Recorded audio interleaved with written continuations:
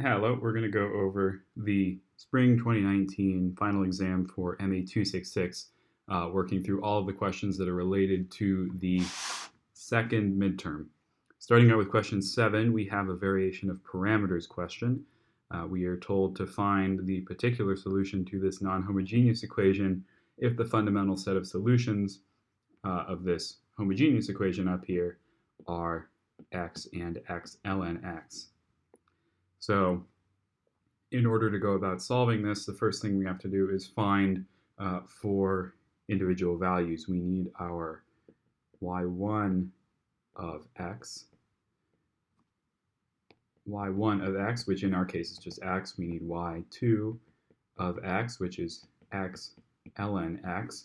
We need the Wronskian of y1 and y2, and that's going to be the determinant of the matrix formed by these two fundamental solutions and their first derivatives. So we are going to have x and 1 and x ln x and ln x plus 1. So our determinant here will be x ln x plus x minus x ln x is just equal to x. So our Wronskian up here, and get rid of all of this, is just x.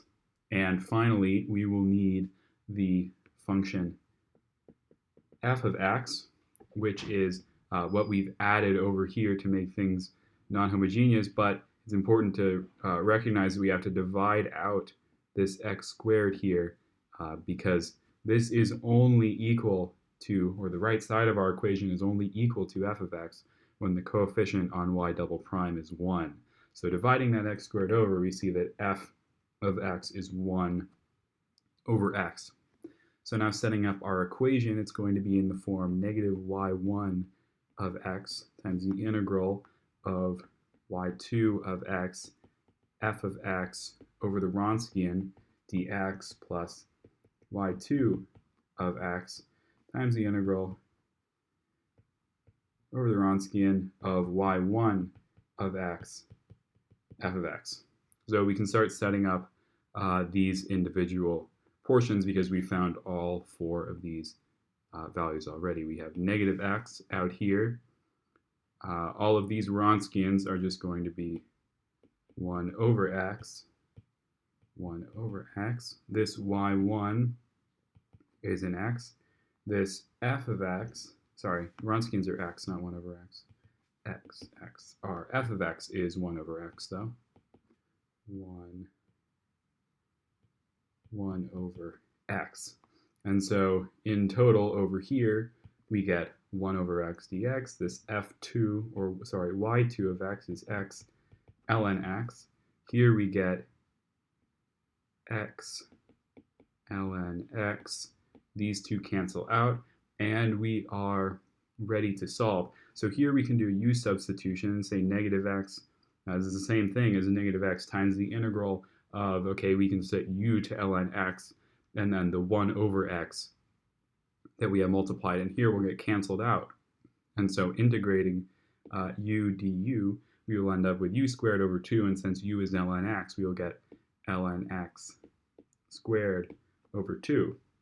And then over here we have x ln x times the integral of 1 over x, which is just another ln x. So in total, we get x ln x squared over 2. That is C for number 7. Skipping 8, question 9, let's find the particular solution of the second order differential equation. So because they aren't giving us any fundamental solutions, we are going to be solving this using unknown coefficients.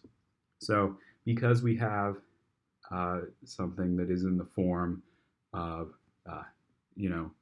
some number of sines plus some number of cosines, in this case it's 20 sines plus 0 cosines, we have to assume that our answer, or our y particular, will take the form a cosine t plus b sine t. And what you would also want to do is go check through to make sure that plus I where plus or minus I isn't part of one of our solutions, because the solutions to the homogeneous version of this. So you take the characteristic equation and solve it. But just from looking at our answer choices here, we can tell that since none of them are multiplied by t, we don't have to worry about this conflicting with anything in yc. So taking the first and second y p double prime, first and second derivatives of this, we will get negative a sine t plus b cosine t minus b sine t minus a cosine t. And then we can plug all these in. We have negative a cosine t minus b sine t minus, plus 2a sine t minus 2b cosine t plus 5a cosine t plus 5b sine t is equal to 20 sine t. And okay, we can equate all of the sine components and all of the cosine components. So extracting all of our sines, we see that negative b plus 2a plus 5b, so I'm just going to make this 4b, is equal to 20. And we see that if we go instead and take our cosine terms, we have these three. That will give us, let's see, 4a minus 2b is equal to 0. So let's take this, put it into a little augmented matrix here. We have 2, 4, 20, and 4, negative 2, 0. Dividing everything by 2, 2, negative 1, 1, 2, 10. Let's subtract 2 row 1s from row 2. We will get 0, minus 5, minus 20. So we get 1 and 4 here, and 0 and 2 on the top. So because this is saying that a is equal to 2 and b is equal to 4, we can go plug those back into the YP original guess that we made a while ago, and we see that our answer should be 2 cosine plus 4 sine, so 9 is in fact B.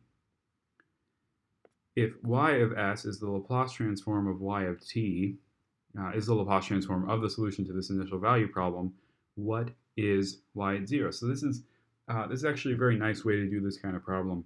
I like it. It's less work in the end because it's making us evaluate things in the S space without doing the inverse Laplace transform to get back to the world of t.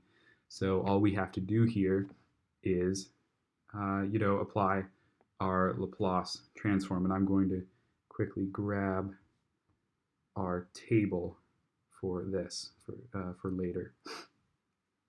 So we know that the Laplace transform of y double prime is equal to alpha squared y of alpha minus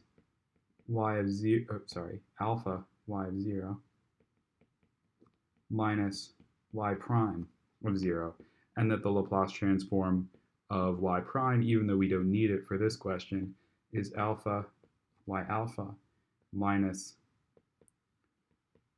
y 0.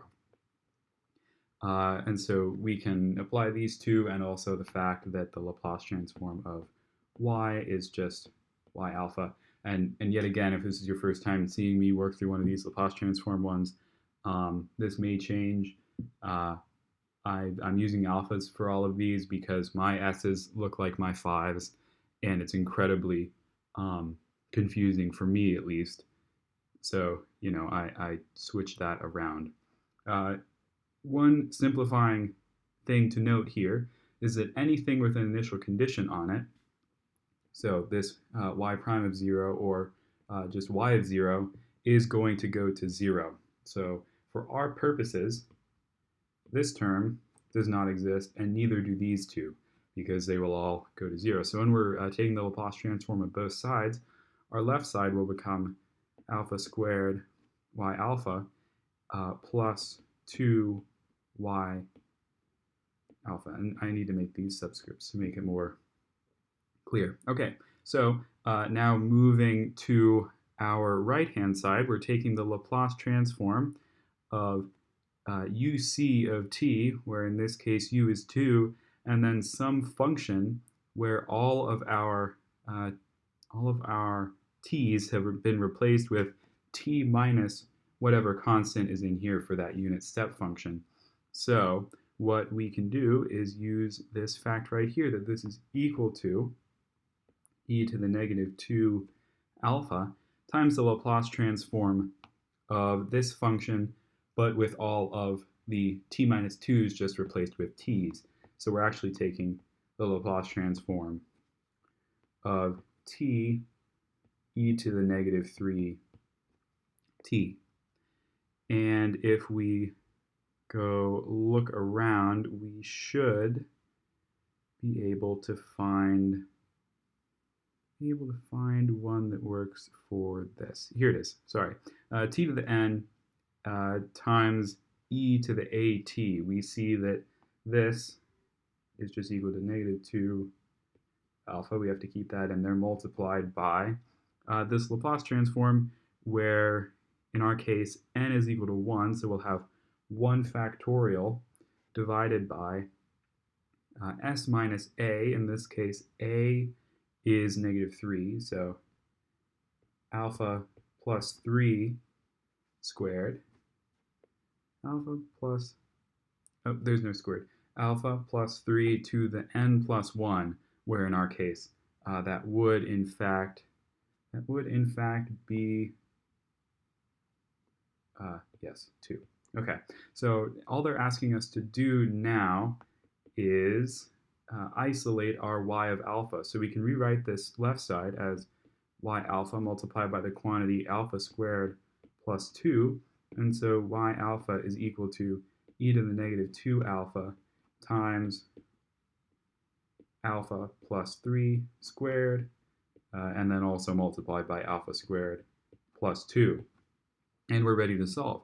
We're finding y alpha at 0. So if we plug in 0 for all of these, well, this isn't equal, but y alpha at 0 is e to the 0t, so 1 divided by 3 squared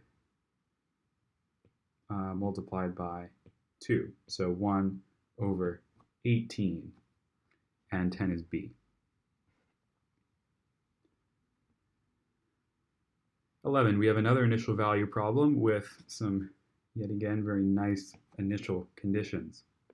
So I'm going to skip writing out all of our facts for the Laplace transform of y double prime, y prime, and y. We'll just apply them here. So we have a y double prime, that's going to become alpha squared y alpha, and then we will have two other terms on there, minus alpha y at 0 minus y prime at 0, both of which will just go to 0 because of these initial conditions, and then we're adding 4 y alpha, and that's equal to, I believe that's 2 gamma. I actually, at this point in recording, I have absolutely no clue what the gamma function. I've also heard impulse function. I'm actually, again, extremely not sure what this thing does, but the beauty of these Laplace transforms is that, at least for our purposes now in this class, for these exams, we can kind of work with them without really knowing what's going on behind the scenes, which in a way is pretty nice. So we see that, I really hope it's gamma. Gamma at t minus c is equal to e to the negative c alpha. So this is 2 times the Laplace transform of gamma t minus pi. So we will get e to the negative pi alpha. And we are finding, we are solving this whole thing. So we're going to factor out y alpha, this is times the quantity alpha squared plus 4 is equal to 2e to the negative pi alpha. And so y alpha is equal to 2e to the negative pi, that's an alpha, pi alpha divided by alpha squared plus 4. And now we have to solve this thing.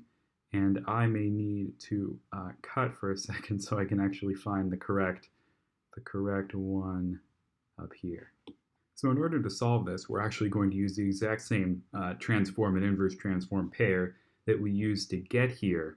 So we will split this up into e to the negative pi alpha multiplied by the quantity 2 over alpha squared plus 4. And we will notice that this is in the form e to the negative c alpha, where c is pi in this case, times the Laplace transformed version of some function lowercase f. And then we see that this is equal to uc of t. So if we're taking the, that's the eraser, we're taking the inverse Laplace transform of y alpha, we see that this is equal to uc of t, where in our case c is pi, so u pi of t multiplied by the function that we would get by doing the inverse Laplace transform on this thing, but replacing all of our t's that we find with t minus whatever that value c is. In this case, it's pi. So running through that, we see that this will turn exactly back into, we go find our sine rule over here. We have this matched perfectly for a equals 2. So we will get sine of 2t, but before I write t, remember we're replacing all of our t's with t minus pi's. And I just got extremely confused there for a second because 2t minus pi in here is not present in any of our answer choices. But the cool thing that took me a little bit too long to figure out, because it's actually kind of obvious if you think about it, sine of 2t minus 2 pi is the same thing as sine 2t with nothing, because that 2 pi will just bring us back all the way around the unit circle. So our answer is just e. We can get rid of that pi, and we're left with our 2t solution. So 11 is e. Question 12, let's find the Laplace transform of this function right here. So we have a rule for this, number 16.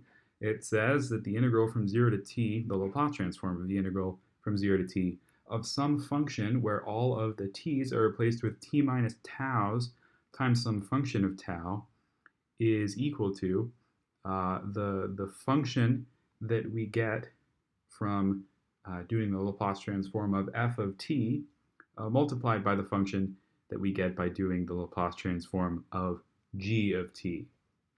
And so what that means is pretty much we can take the Laplace transform of e to the t cosine t and just multiply that by the Laplace transform of t cubed, and we will have our answer. And we know just by using this rule right here that the Laplace transform of e to the at cosine bt is this whole thing right here. I'll circle it just so I can see a little easier. So the Laplace transform of e to the t cosine t will just give us s minus a, where we're using alpha. So alpha minus a, in this case a is 1, divided by alpha minus 1 squared plus b squared, which is just 1. And then we're multiplying all of this by the Laplace transform of t cubed, where the Laplace transform of t to the n is n factorial, so 3 factorial in our case is 6, divided by alpha to the 3 plus 1, alpha to the 4th power. And so combining everything and putting it into the form that they are looking for, we will get 6 alpha minus 1 divided by alpha to the 4th times the quantity alpha squared minus 2 alpha plus 2. And that is right there. So C should be our answer for question 12, and it is. Question 13, we do not need our table for this one. What is the value of y at 4? It's amazing how this is the most recent exam that they've posted online, but it has the worst scan quality of all of them. So we're going to rewrite this. This says y of t. It looks suspiciously like u of t, but it's not. Is equal to u1 of t times t minus 2 quantity squared minus u3 of t, t minus 3 cubed minus 2 minus u5 of t e to the t. So remember, the u of t function is the unit step function, and what our value c here represents, either 1, 3, or 5, is the value for t, the value of t for which this function goes from being constantly 0 to being 1.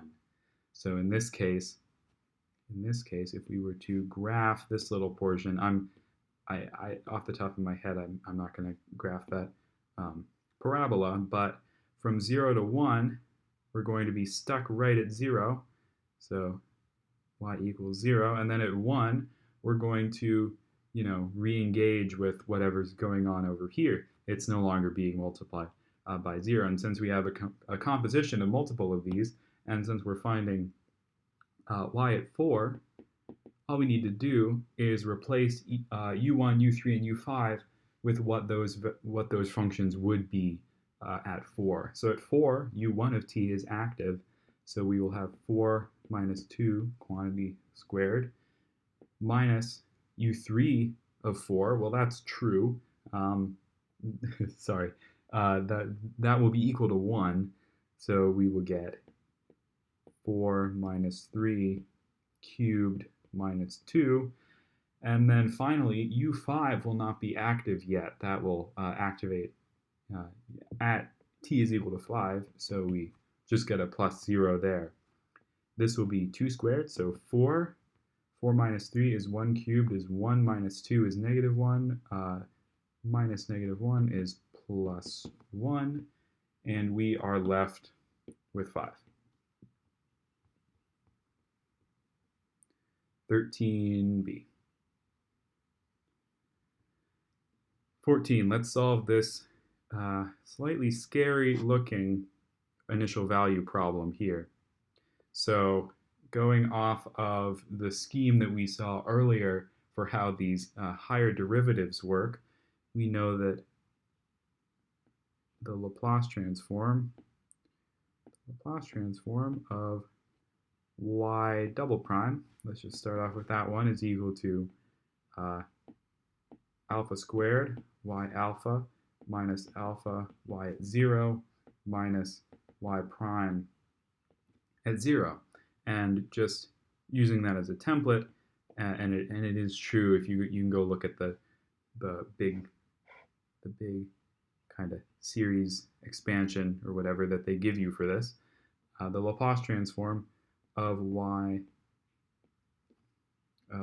quadruple prime will be alpha to the 4th y alpha minus alpha to the 3rd y at 0 minus alpha squared y prime at 0 minus alpha y double prime at 0 minus y triple prime at 0. And since y0, y prime, and y double prime at 0 are equal to 0, this term this term and this term will all also be equal to 0. So we can start rewriting this equation up here. We have alpha to the fourth y alpha minus y triple prime at 0, so minus 1. Then we have our y prime to deal with. That will just give us plus alpha squared y alpha, and both of these terms will also go to 0. And then we have to take the Laplace transform. We have to take the Laplace transform of gamma at t minus 1. And so that will be using line 17 there, equal to e, oh come on, the screen is freaking out, is equal to e to the negative alpha. And all we have to do now is rearrange things. We factor out a y alpha, but not before adding our 1 over to this side. Factor out a y alpha. We get y alpha times the quantity alpha to the fourth plus alpha squared is equal to e to the negative alpha plus 1. We can divide that over. We get y alpha being equal to e to the negative alpha over alpha squared plus 1. Yes, that's correct. And then plus 1 over alpha squared plus 1. And sadly, I'm not in a particularly partial fractionsy mood tonight, so we are going to just skip that for now. I can tell you, though, that y alpha is equal to e to the negative alpha times the quantity 1 over alpha squared minus 1 over alpha squared plus 1 plus 1 over alpha squared minus 1 over alpha squared plus 1. And we can take the inverse Laplaces of all of these individual bits relatively easily, because we see here that we are we have our left side, not our left side, but this left term here in the form of e to the negative cs times the Laplace transformed version of some function f of t. And all we're going to do to that is change our function into uc of t times the inverse Laplace transform of f of s, replacing all of our t's with t minus c's. So going through those motions here, I'm going to erase all of that to get a little bit more space. Going through the motions here, we will have u1 of t, because our c value in our e to the exponent is 1, multiplied by the quantity, the Laplace transform of 1 over alpha squared will just be 1 over t, but we need to change that to, sorry, not 1 over t, just t, but we need to change that to t minus 1, because we're replacing all of our t's with t minus whatever constant is sitting here. And then secondly, we have minus, this will just be sine t minus 1 plus, and then since these guys aren't multiplied by anything, we're just taking our normal Laplace inverse Laplace transforms plus t minus sine t. And we should be done. Now we just have to find this up here, and it looks like D is our correct option. So 14, yes, is D. 15, let's find the inverse Laplace transform of this function f of s. So yet again, we're seeing f of s. I'm using alpha. Come on, there we go. F of alpha in the form of e to the negative some constant, in this case 1, negative alpha, and some constant outside of that, but that doesn't really matter for us right now, multiplied by some function. And let's see if we can factor this. Alpha minus 2, alpha minus 3, plus, and I'm going to do a little bit of rearranging over here, 2 over alpha minus 1 squared plus 4. And we'll see why that happened in a second. But essentially, what we'll be able to do from this point is do some partial fractions on here and get ourselves to an answer relatively quickly. I'm going to use the next question's space for this. I've been writing a little bit big. So 1 over alpha minus 2 times alpha minus 3, that's equal to sum A over alpha minus 2 plus B over alpha minus 3. Multiplying this denominator out to everything, we will get 1 equals A alpha minus 3A plus B alpha minus 2B. So we can see that A is equal to negative B if we equate our alpha terms, and that negative 3A minus 2B is equal to 1. Let's plug in negative b for all of our a's here. We will get 3b minus 2b is equal to 1. So b is equal to 1, a is equal to negative 1. So we can go back up here, and replace this with a, which we found to be negative 1 over alpha minus 2 plus 1 over alpha minus 3. And we are ready to solve. So let's do that. Our constant that we're multiplying out here will stay the same when we run our inverse Laplace transform on everything. So we'll have 10 times, well, which rule up here are we going to use? We will be using e to the negative cs times the Laplace transform of f of t is equal to uc of t, where in our case c is 1, so u1 of t, multiplied by the function that we would take the Laplace transform of to get f of s, but with all of our t's replaced with t minus 1s in our case. So we can do 10 u1 of t multiplied by, let's see, negative 1 over alpha minus 2. Well, we know, if we go back up here, that the inverse Laplace transform of 1 over s minus a is equal to e to the at. So this will be e to the 2, but before I write t, we have to remember that it's going to be t minus 1.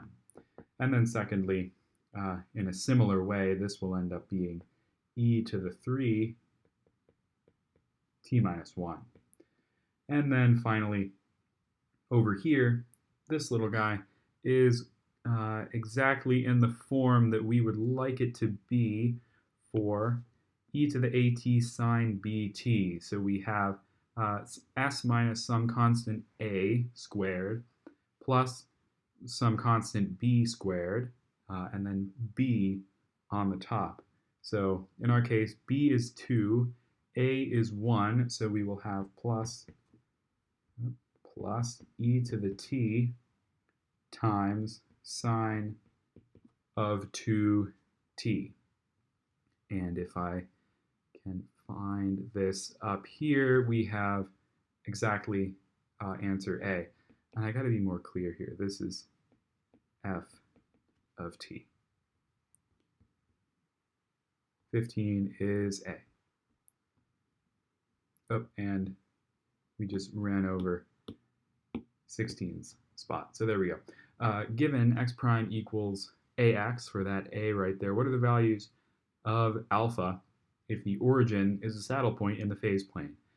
So whenever the origin is a saddle point, we know that that means that our eigenvalues of our matrix A are real and of opposite signs. So all we need to do to solve for this is grab our characteristic polynomial, which will be 1 minus lambda times 1 minus lambda minus 3 alpha is equal to 0, and expand this out a little bit.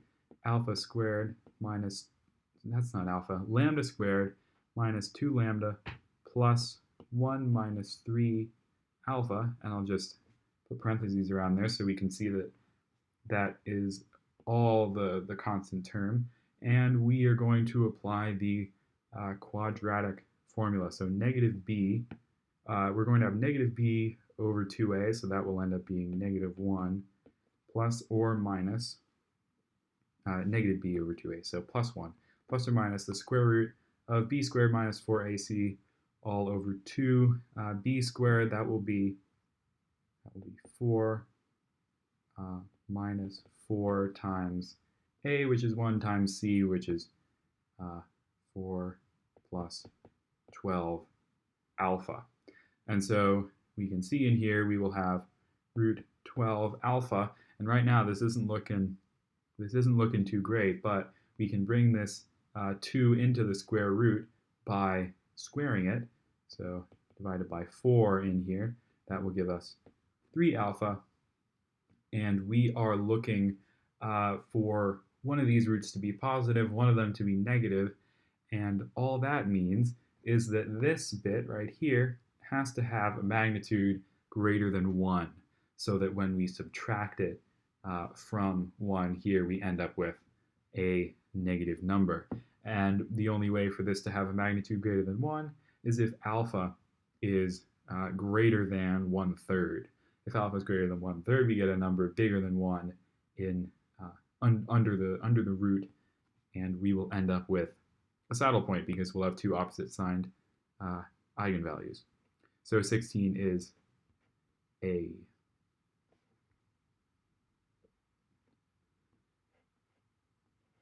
Let's find the general solution of this system right here. Let's make our characteristic polynomial for the determinant of a minus lambda I equals 0. That's lambda minus 2, lambda, that's wrong.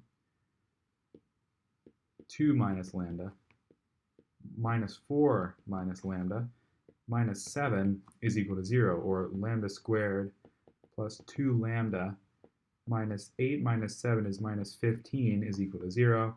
This is lambda plus 5, lambda minus 3 is equal to 0, or lambda is equal to 3 and negative 5. For lambda equals 3, a minus lambda I will give us negative 1, negative 7, 7, 1. We can simplify this to 1, negative 7, 0, 0. This is saying x1 is equal to 7, x2. And so if we're writing a vector in terms of x2, we will have 7 and 1. Because, yet again, x2 is equal to 1 of itself, and x1 is equal to 7, x2. So there's that corresponding eigenvector. Let's go grab our other one. For lambda is equal to negative 5. We get 7, 7, 1, 1. Or, simplified, 1, 1, 0, 0. We can say x1 is equal to negative x2, or negative 1, 1 as our eigenvector. So bringing this back in over here, we can write our whole solution out, where it's going to be composed of c1 e to the lambda 1 t times v1 plus c2 e to the lambda 2 t times v2. So that will give us x of t as c1 e to the 3t 7 1 plus c2 e to the negative 5t negative 1 1. And looking through our options, I see that in D, so 17 is D. 18, we are solving a non-homogeneous system of first-order differential equations right here.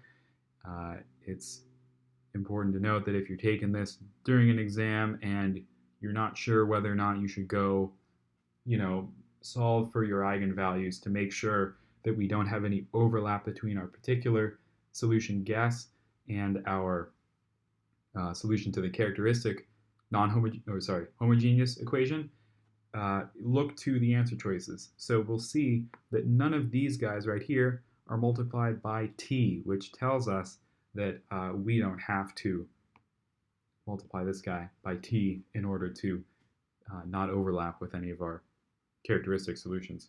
But just to check, we will do 1 minus lambda times negative 2 minus lambda minus 4 is equal to 0. We get lambda squared plus lambda minus 2 minus 4, so minus 6 is equal to 0. This will be lambda plus 3 lambda minus 2. So lambda equal to 2 is a solution, but lambda equal to negative 2 is not a solution. So we are out of the woods on that front. And so our guess, XPG, our guess of our solution for x particular is going to be a, b, e to the negative 2t. And x prime will be negative 2a, negative 2b, e to the negative 2t. And because, if you look in here, our x prime term will have e to the 2t's attached. Our x term will have e to the negative 2t's, and this is e to the negative 2t. I'm going to plug everything in as if e to the 2t did not exist. And you'll see why that simplifies. It essentially only simplifies things because I have to write fewer e to the negative 2t's, which is a good thing. So we will get negative 2a, negative 2b is equal to 1, 1, 4, negative 2 times ab plus 4, 0. And so solving this a little bit, we can expand this into two equations. Negative 2a is equal to a plus b plus 4, and negative 2b is equal to 4a minus 2b plus 0. Let's see, adding 2b to both sides over here, we see that a is equal to 0, so we can replace that with 0 over here. Subtracted b, whoops, that's an a. So 0, 0, b is equal to negative 4. And so we can go back up to our original x guess up here, replace this with 0, negative 4, and we have ourselves a solution which is C for number 18. 19. Given that x equals e to the negative t, beta 2 is a solution to x prime equals ax, find beta. All we have to do here is plug in x prime and x. So x prime is going to be negative beta, negative 2, times e to the negative t, but since we're going to have an e to the negative t on all of our terms on the right, just like in the last problem, I'm just going to leave it off. So negative b, negative 2 is equal to negative 3, 5, negative 2, 4 times beta 2. And expanding this out into two equations, negative beta is equal to negative 3 beta plus 10, and negative 2 is equal to negative 2 beta plus 8. So because we only have one unknown, and both of these equations should not contradict each other because we know that this is a solution, we only have to solve one of these, and we'll see that 2 beta is equal to 10, or beta is equal to 5. So B for 19 is our answer. 20, let's find the general solution to x prime equals ax. And fair warning, please let me know if you can figure out where my mistake is, if there is one. When I run this through a calculator online, and when I do it by hand, I do not get the answer that they get. I think that one of these numbers up here is not what they meant it to be, because you'll see we do not ever get the 3 that they're talking about here.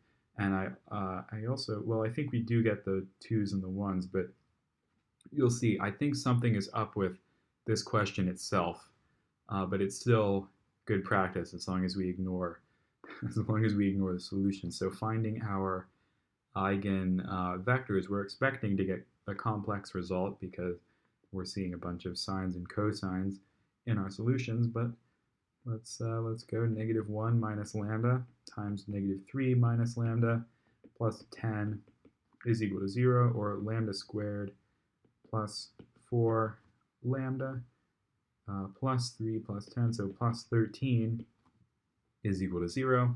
Negative 4, we eventually divide that by 2, so negative 2 plus or minus the square root of b squared. 16 minus 4 times 13 ends up being negative 36 over 2.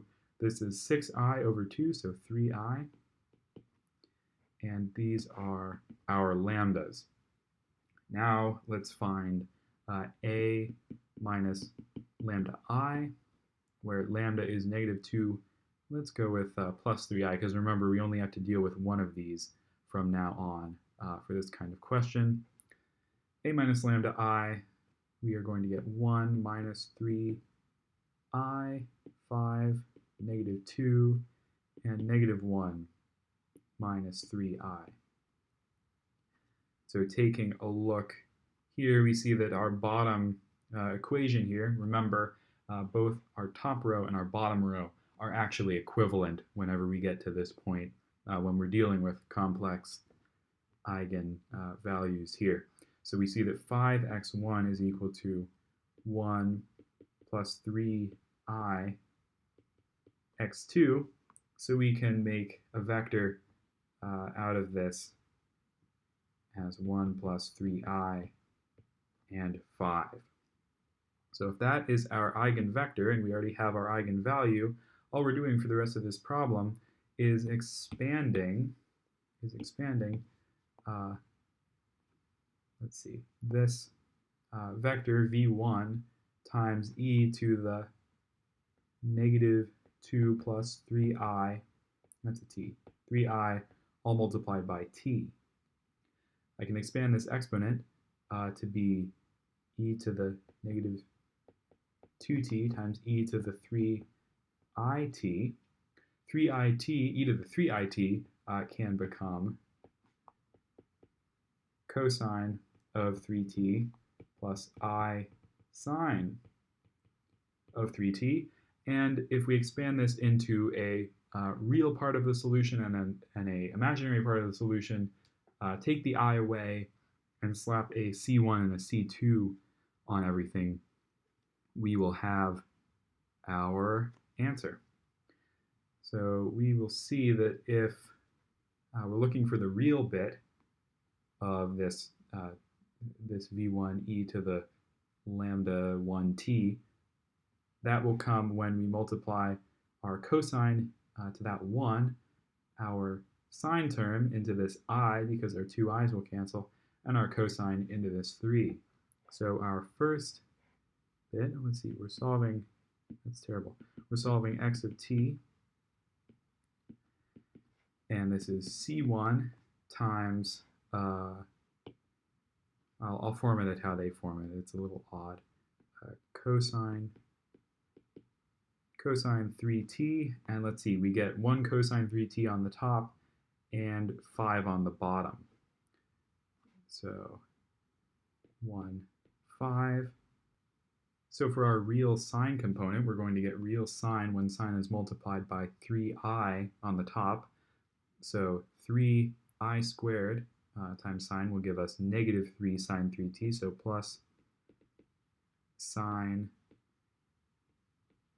3t, and we get negative 3 on the top and 0 on the bottom. And now for our imaginary part, we need to remember this is multiplied by e to the negative 2t plus c2, and let's look at when we will get imaginary roots. Well, not imaginary roots, imaginary portions of this solution. We'll get imaginary cosine when we multiply it by this 3i on top, so we'll have cosine 3t times 30 plus sine 3t, and we'll get imaginary sine when it's multiplied by 1 on the top or 5 on the bottom.